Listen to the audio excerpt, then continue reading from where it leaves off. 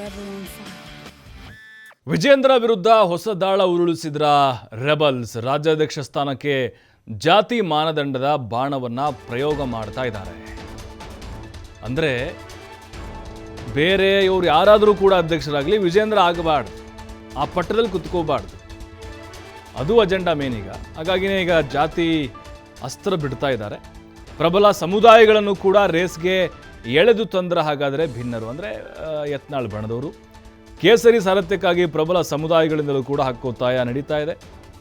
ಲಿಂಗಾಯತ ಹೊರತಾಗಿ ಬೇರೆ ಸಮುದಾಯಕ್ಕೂ ಕೂಡ ಅಧ್ಯಕ್ಷ ಸ್ಥಾನ ಕೊಡಬೇಕು ಅನ್ನುವಂಥ ಕೂಗು ಎಬ್ಬಿಸಿದ್ದಾರೆ. ಒಕ್ಕಲಿಗ, ಒಬಿಸಿ, ಪರಿಶಿಷ್ಟರಿಗೆ ಅಧ್ಯಕ್ಷ ಹುದ್ದೆ ನೀಡುವಂತೆ ಒತ್ತಡವನ್ನು ಹಾಕ್ತಾ ಇದೆ ಭಿನ್ನರ ಬಳಗ. ಆಯಾ ಸಮುದಾಯಗಳ ಆಕಾಂಕ್ಷಿ ನಾಯಕರಿಂದಲೂ ಕೂಡ ಒತ್ತಾಯ ಕೇಳಿ ಬರ್ತಾ ಇದೆ. ಅಂದರೆ ಈಗ ಲಿಂಗಾಯತ ಸಮುದಾಯದಲ್ಲೇ 4ರಿಂದ 5 ಜನ ಆಕಾಂಕ್ಷಿಗಳನ್ನು ಹುಟ್ಟುಹಾಕಿಬಿಡೋದು. ಅಂದರೆ ವಿಜೇಂದ್ರ ವಿರುದ್ಧ ಅಲ್ಲಿ ವೋಟ್ಗಳು ಕೂಡ ಡಿವೈಡ್ ಆಗಿಬಿಡ್ತವೆ. ಜೊತೆಗೆ ನೋಡಪ್ಪ, ನಾವು ಒಂದೇ ಕುಟುಂಬ ಅಥವಾ ಒಂದೇ ಜಾತಿಗೆ ಸೀಮಿತವಾಗಿಲ್ಲ ಅಂದರೆ ಆ ಸಂದೇಶನೂ ಕೂಡ ಹೋಗಬೇಕಲ್ವಾ. ಎಲ್ಲ ಸಮುದಾಯಗಳನ್ನು ಕೂಡ ನಾವು ವಿಶ್ವಾಸಕ್ಕೆ ತೆಗೆದುಕೊಳ್ತಾ ಇದ್ದೇವೆ ಅನ್ನುವಂಥ ಒಂದು ಮೆಸೇಜ್ ಪಾಸ್ ಮಾಡುವಂಥ ಒಂದು ಉದ್ದೇಶ ಕೂಡ ಇರ್ಬೋದು. ಅದರ ಜೊತೆಗೆ ವಿಜೇಂದ್ರ ವಿರುದ್ಧ ಉಳಿದಂತಹ ನಾಯಕರನ್ನು ಎತ್ತಿ ಕಟ್ಟುವಂಥ ತಂತ್ರಗಾರಿಕೆ.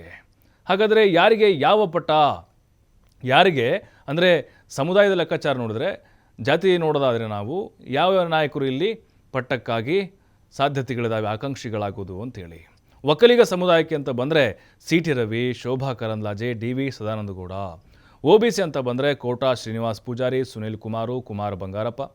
ಪರಿಶಿಷ್ಟ ವರ್ಗ ಅಂತ ಬಂದರೆ ಅರವಿಂದ ಲಿಂಬಾವಳಿ ಹಾಗೆ ಶ್ರೀರಾಮುಲು ಅವರ ಹೆಸರು ಕೇಳಿ ಬರ್ತಾ ಇದೆ. ಲಿಂಗಾಯತ ಅಂತ ಬಂದರೆ ವಿಜಯೇಂದ್ರ, ಯತ್ನಾಳ್ ಹಾಗೆ ಸೋಮಣ್ಣ, ಬೊಮ್ಮಾಯಿ, ನಿರಾಣಿ.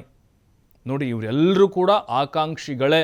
ಅಂದರೆ ಅವ್ರ ಪ್ರಕಾರ ಪ್ರತಿಯೊಂದು ಸಮುದಾಯವನ್ನು ಕೂಡ ಇಲ್ಲಿ ನೀವು ನಿಂತ್ಕೊಳ್ಳಿ ಚುನಾವಣೆಗೆ, ಆಂತರಿಕ ಚುನಾವಣೆ ನಡೆದರೆ ಅಂದರೆ ವಿಜೇಂದ್ರ ಗೆಲ್ಲಬಾರ್ದು ಇಲ್ಲಿ.